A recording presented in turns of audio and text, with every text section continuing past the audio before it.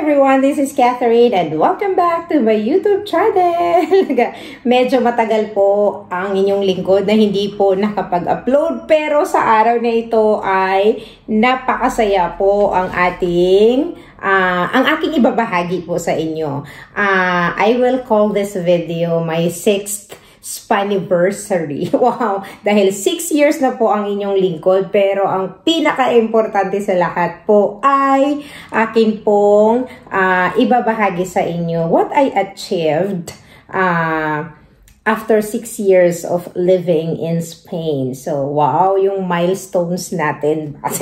Yung milestones natin ba? Pero, sa mga bago po, umpisan po natin sa pinaka-umpisa ng aking kwento. So, pinaka-umpisa. So,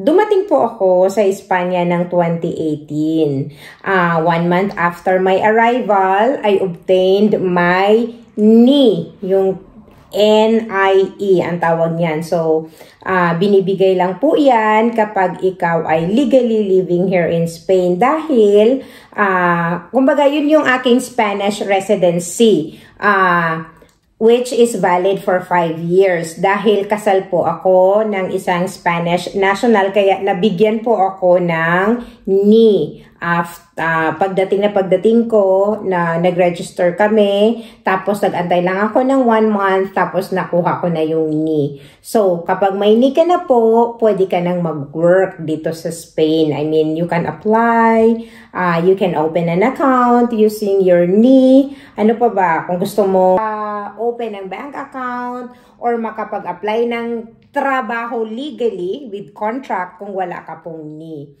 Tapos, 2021, kung napanood po ninyo ang aking video about my Spanish citizenship application, ayun, May 2021 po iyon nung ako po ay nag-apply ng Spanish citizenship. At lumibas ang mahabang panahon, ang dami na nangyari sa buhay ni Catherine in 3 years. Ang dami na pong nangyari sa buhay ni Catherine sa Espanya. But anyhow, noong 2023, nag-expired na po ang aking NIE, yung Spanish residency ko. Kasi ang nun, validity is for 5 years lang. So, I applied last year, that was last year, for the renewal of. Tapos, nag-grant naman po yun. Sabay nag-grant naman ng government. So, nabigyan po ako ng permanent residency last July of 2023. So, I acquired my permanent residency, which is valid for 10 years. Kasi yung 2018 ang binigay sa akin, 5 years. Tapos, last year ang binigay sa akin, 2023. Unexpectedly, wow, unexpectedly, may mga ganun talagang no? Kasi, ang dati, dasal ako ng dasal, sabi ko, Lord, sana ibigay nyo na po sa akin yung result ng Spanish citizenship application ko. Pero, parang, alam mo yun, parang ang haba na ng panahon, parang ang dami na nagtatanong sa akin, uy, tas yung mga kaibigan ko, lagi sila nag-check na, uy, kamusta na pala yung Spanish citizenship application mo? Kasi, yung iba, 1 year lang, yung iba 8 months, yung iba naman 2 years, yung depende kasi, sabi ko, depende talaga siguro kasi yung akin inabot po ng 3 years. Kasi, eto na, tandandandan, so, gandahan natin ng I received an email last 10th of May, this year, 2024, from the Spanish government that stating that my Spanish citizenship application was approved. So, ang saya-saya ni Inday. So, agad-agad pumunta po ako sa civil registry para magpa-appointment po ng juramento. Siguro oath-taking, kumbaga. Di ba? Parang panunumpa sa atin sa Tagalog. So, ngayon, nabigyan naman ako agad ng appointment. And I did my juramento last 13th of June 2024. Tuesday po yun. Tuesday po yun. Tapos, sabi sa akin doon sa civil registry, sobrang bilis lang po kasi talaga nakakaano po. Alam mo yung parang nasa ano pa ako, nasa cloud 9 ako nung mga panahon na yun. Kasi after ko nung nanumpa, 'di ba? Sabi sa akin nung attending officer dun sa civil registry, ay Catherine, pwede ka nang mag-appointment sa Police Immigration para sa aking DNI, or kung bibigkasin nila yan dito, DNE. Yun yung yun na yung tawag yan, identity ko as a Spanish citizen. Yes! Ang sarap na pakinggan, diba? Hindi naman po sa nagmamayabang, pero alam mo yun, parang in 6 years of living in Spain, parang super grateful ako dahil hindi man po lahat ng nangyari sa buhay ko ay maganda. Ang dami kong pinagdaanan, ang daming pagsubok na nilampasan. Tapos, alam mo yun, parang napakagandang ibinigay sa akin ni Lord yung citizenship na to. Parang basta yun na po. Naging biglang naging emotional. Tapos, ayun, dumaan ako doon through online appointment po ang pala dito. Alam niyo naman, after pandemic, na tayo lahat, online appointment. So, but I was lucky to get the appointment after 2 days. After 2 days of my juramento. So, di ba Tuesday yon? Nung Thursday,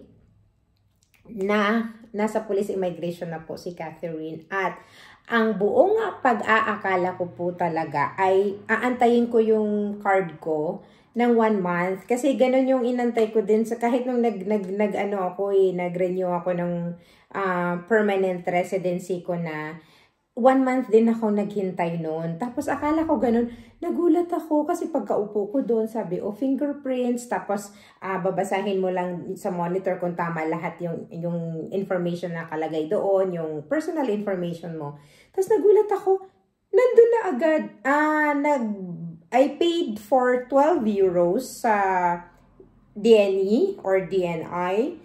Tapos, tinanong ako, gusto mo ba gawin na rin ngayon yung sabi niya, gusto mo bang kuhanin na rin yung Spanish passport mo? Sabi ko, ay pwede po ba? Tapos sabi ko, ay opo. So, agad-agad din, ganun. Mainit-init pa pong inabot sa akin. And for the passport, I paid 30 euros. Nagulat ako, ganun lang kabilis, ganun lang po kadali. So, ayan po, sa lahat ng nagtatanong po sa akin at sa lahat ng prayers po, maraming salamat. Espanyola na po ang inyong lingkod. Ganun na. I am proud of Filipina and a Spanish citizen. Dalawa na po ang aking citizenship kasi hindi ko naman binitawan ang aking pagiging Filipino. Siyempre, proud Filipino tayo niyan. Diba? So, ayun po, sabi ko matagal-tagal na din po akong hindi nakapag-video.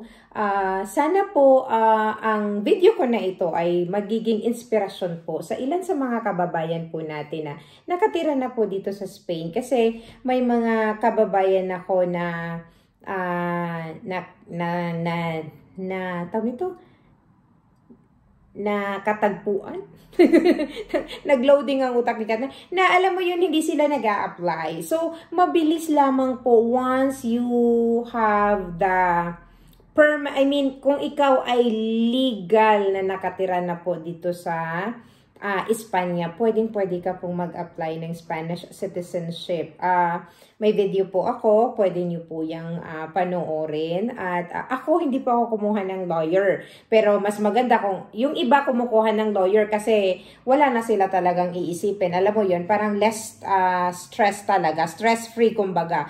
Pero ako kasi, I did it on my own. I mean, lahat ng ginawa ko po, kahit nung nag-renew ako ng aking residency, ako lang din po yun mag-isa. As in, ginagawa ko lang. Tapos, ang dami po palang changes na gagawin. Na po natin dito lahat-lahat na, kahit medyo mahaba na po yung video natin. So, after pala na natanggap mo na yung bago mong, yung DNE mo or yung DNI, sabi sa akin, you have 3 months to change everything. Kasi kailangan pala yun at importante yun. Unang-una mong gawin, pumunta ka sa ahensya tributarya. Kailangan mong ipabago from NI to DNE. So, yun yung pinaka-importante. Tapos, ngayon, yung akin ding SIP card, yung health card po. So, ganun din. From NI to DNE or DNI. Tapos, ano pa ba?